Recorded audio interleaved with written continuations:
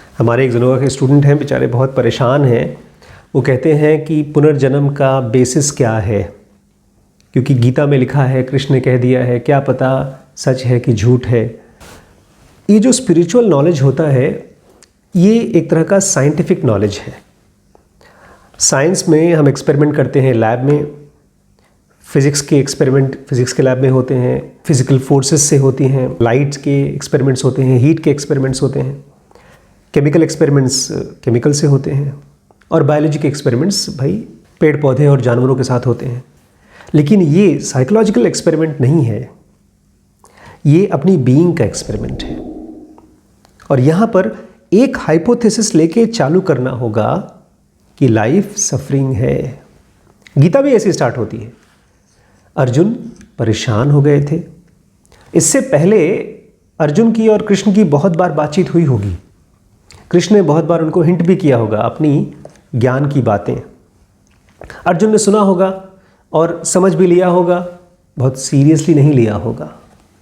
लेकिन आज जो अर्जुन की समझ थी उनके ज़मीन के नीचे वो पिघल गई। उनका समझ का जो लेवल था अब उनको हेल्प नहीं कर रहा है। अब उनको लग रहा है कि मुझे सामने मारना होगा। आत्मा अमर है, ये बात तो अर्जुन को भी पता होगी, आपको भी पता है, मुझे भी पता है। लेकिन ये बात है, क्या इस चीज़ का कोई पर्सनल एक्सपीरियंस है? तो शुरुआत में आपको दो चीज़ों को हाइपोथेसिस के रूप में मानना होगा। सबसे पहला कि क्या हम लोग इस फिजिकल बॉडी के अलावा कुछ और हैं, और कृष्ण जैसे लोग कहते हैं हाँ हैं। तो अगर कृष्ण जैसे लोग सच कह रहे हैं तो क्या उसको हम डिस्कवर कर सकते हैं? ये होगी हाइपोथेसिस। इसमें ब्लाइंडली बिलीव नहीं कर लेना है, इसको तब तक मानना है जब तक कि इस हाइपोथेसिस को हमने डिस्कवर न कर लिया हो या डिस्प्रूव न कर लिया हो। नंबर 1। नंबर 2 है सफरिंग। इस चीज़ को बुद्ध ने अपने एक्सपेरिमेंट में सबसे ऊपर रखा कि जो इंसान लाइफ को सफरिंग के रूप में नहीं देख सकता वो इससे फ्री नहीं होना चाहेगा। हम में से बहुत से फ्रेंड्स हैं जो बच्चे हैं, जो भी स्कूल कॉलेज में पढ़ाई कर रहे हैं और उनको नौकरी चाहिए, उनको बिजनेस करना है, उनको एंटरप्रेन्योर बनना है। लेकिन हम में से बहुत से ऐसे हैं जो इसको कर चुके हैं, इससे परेशान हो चुके हैं, अब वो इसमें से निकलना चाहते हैं। ठीक ऐसे ही हम में से बहुत से लोग हैं जो अभी इस लाइफ में नए नए घुसे हैं। उनके लिए मौज मस्ती, खाना पीना, सेक्स और मज़े, ये सब चीज़ें अच्छी लगती हैं। उनके लिए दुनिया सफरिंग नहीं है। लेकिन हम ही में से बहुत से ऐसे लोग हैं जो लोग लाइफ की रिपीटेड पेनफुल एक्सपीरियंसेस को इतनी बार झेल चुके हैं कि अब वो सवाल पूछते हैं। बुद्ध ऐसे ही एक इंसान थे, एक बहुत मैच्योर आदमी जिसने सफरिंग देखना शुरू कर दिया था, और इतना गहराई से देखना शुरू कर दिया कि किसी और की लाइफ में सफरिंग देखा और वो सवाल में पड़ गए कि अगर इस दुनिया में सफरिंग है तो क्या इसका कोई इलाज है?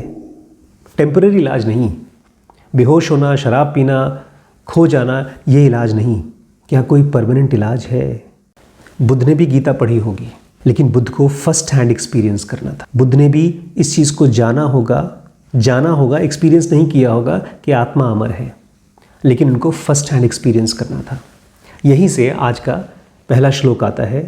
हम लोग 4th चैप्टर ज्ञान योग के 23वें श्लोक पर हैं। संस्कृत में अपने पापा से कह रहा हूँ कि इसके श्लोक बोल करके भेज दीजिए। उनको सारे याद हैं, जैसे मैंने आपको बताया है। वेट करते हैं, अगर वो भेज देते हैं तो मैं उनको भी ऐड कर दूंगा। संस्कृत के श्लोकों को सुनने में बड़ा खूबसूरत लगता है, तो होपफुली वो मिल जाएगा। अगर मैं पढ़ने की कोशिश करूँगा तो आप भाग जाएंगे इसलिए मैं केवल इंग्लिश ट्रांसलेशन पढ़ूंगा। A liberated soul firm in knowledge, 23वां श्लोक है। A liberated soul firm in knowledge who is detached and acts only in sacrifice dissolves all karmas. बाप रे बाप, 3-4 चीज़ें हैं इसमें। सबसे पहला तो आपको होना होगा लिबरेटेड सोल, जो ऐसा इंसान जो काफ़ी ज़्यादा फ्री हो चुका है। अभी तक पूरी तरह से फ्री नहीं हुआ है, लेकिन बहुत ज़्यादा फ्री हो चुका है। जब एक लिबरेटेड आदमी अपने नॉलेज में फर्म, अपनी ज्ञान में बहुत ज़्यादा पक्का हो जाता है, और जो अपने सारे एक्टिविटीज़ से डिटैच हो जाता है, वो अपने सारे कर्मों को सैक्रिफाइस की तरह करता है और वो अपने सारे कर्मों को डिसॉल्व कर देता है। यहाँ पर लिबरेटेड सोल कौन है पता है? ऐसा इंसान जो बीमार है और वो पूरी तरह से जुट गया है अपने आप को स्वस्थ करने में। 2 तरह के बीमार होते हैं। एक तो बहुत ज़्यादा बीमार होते हैं जिनको घर वाले उठा कर ले जाते हैं, हॉस्पिटल में एडमिट करते हैं, डॉक्टर ठीक करता है। और दूसरा टाइप के बीमार वो होते हैं जो होते हैं स्वस्थ हैं, लेकिन अंदर अंदर बीमारी होती है उनकी हैबिट की वजह से। जैसे आपके बॉडी में अगर बहुत ज़्यादा वेट है, बहुत आलस भरा हुआ है, तो उस कंडीशन में आपको खुद ही ठीक करना होता है, एक्सरसाइज करना होता है, डाइट चेंज करना होता है, वगैरह वगैरह वगैरह। तो ऐसे ही लोग होते हैं स्पिरिचुअलिटी में भी। आप ऐसे एक इंसान हैं।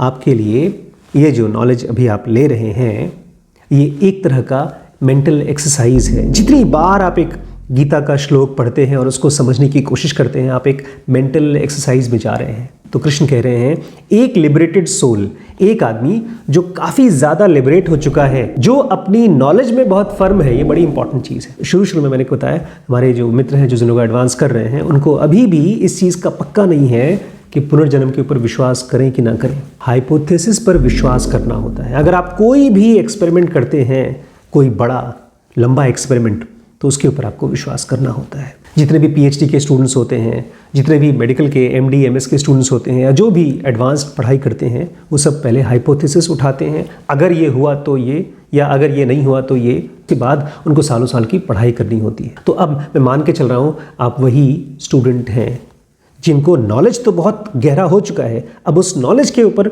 उनका टेम्पररी भरोसा है और उसी से वो अपने एक्शंस के ऊपर काम कर रहे हैं। कौन से एक्शन? सारे एक्शन। कृष्ण कहते हैं वो इंसान जो स्पिरिचुअल नॉलेज में काफ़ी ज़्यादा परिपक्व हो चुका है, वो अपने सारे एक्शंस को ऐसे करता है जैसा एक डिटैच्ड आदमी होता है। कैसा होता है डिटैच्ड आदमी? एक आदमी जो अलग हो चुका है। कैसा आदमी अलग होता है? दो तरीके से हम अपनी ज़िंदगी को जी सकते हैं, एक दुकान की तरीके से और एक दिवाली के घर की तरह। जब हम दुकान बनाते हैं तो हम सामान खरीद के लाते हैं, सामान बेचते हैं, पैसा आता है, फिर उस पैसे से अपना घर चलाते हैं और कुछ पैसे से हम सामान खरीदते हैं। इसी को हम ट्रेडिंग बोलते हैं। आम लाइफ ऐसी ही चलती जाती है। हम कुछ एक्टिविटी करते हैं, कुछ दूसरों को देते हैं, कुछ दूसरों से लेते हैं, और इसी वजह से हम बार बार इस दुनिया में रहते हैं। एक दूसरा तरीका भी है जीने का, और वो है दिवाली की सफाई। आप क्या करते हैं? दिवाली में आप घर की सफाई करते हैं और जो कुछ भी पुराने आइटम होते हैं जो यूज़लेस हो चुके हैं, उसको आप डिस्कार्ड कर देते हैं। एक आदमी जो स्पिरिचुअल है, जिसको समझ में आ चुका है कि इस दुनिया में रहना मतलब सफरिंग है, उसके लिए अपनी लाइफ की सारी इवेंट वो ऐसे जीता है कि उसको डिस्कार्ड करना है, उसको सैक्रिफाइस करना है। जब तक आप इस एग्जाम्पल को समझ नहीं पाएंगे, दिवाली की सफाई, तब तक आप अपनी लाइफ को इस तरह से नहीं जी पाएंगे जिस तरह से कृष्ण कह रहे हैं, सैक्रिफाइस की तरह। मैं भी बताऊंगा अलग अलग टाइप के सैक्रिफाइसेस होते हैं, लेकिन उसके पहले आपको ये चीज़ बहुत क्लियरली समझ जाना है कि आप हर रोज़, आप हर इवेंट ऐसे जिए कि वो आपके लिए त्याग बन जाए। और तभी अगर आप त्याग की तरह जीना शुरू करेंगे, तभी आपके अपने सारे कर्म, जो बचे खुचे कर्म हैं, वो सब डिसॉल्व हो जाएंगे, घुल जाएंगे, ख़त्म हो जाएंगे। Thank you.